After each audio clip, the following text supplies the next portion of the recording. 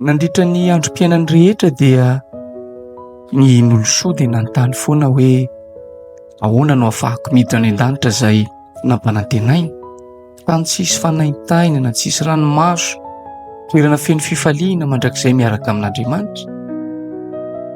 Indray andro alina ny andro dia nanonofo iny olosoa.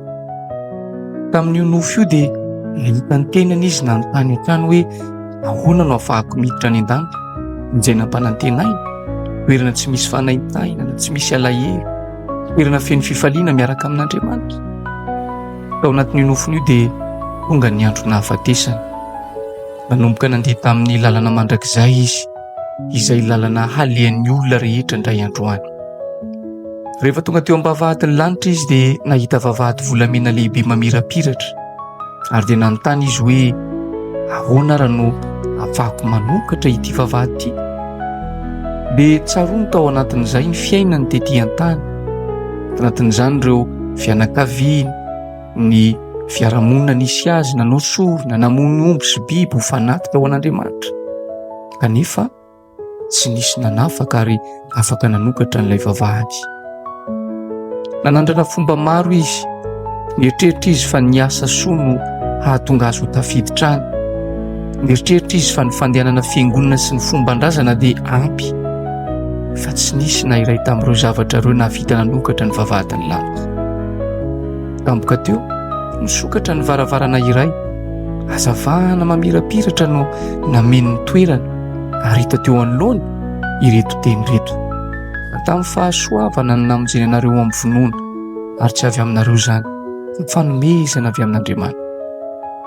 Amin'izay fotoan'izay dia nahatakatra ny olosoa fa Jesosy Kristy irery ihany no afaka manokatra ny lalana mankany an-danitra.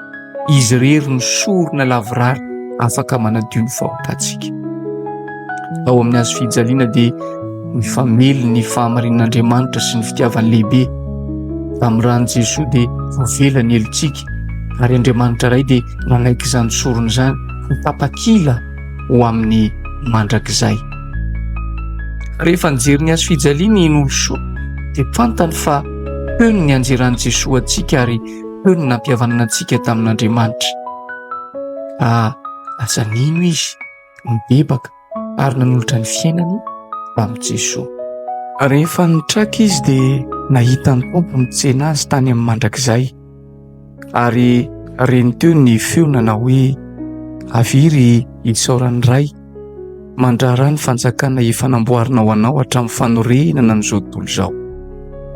Tsy misy lalana hafa mankany an-danitra, tsy amin'ny soron'ny biby, tsy amin'ny asa tsara, tsy amin'ny fombafomba na fivavahana, fa amin'ny fahasoavan'i Jesosy Kristy irery ihany no azahoantsika famonjena.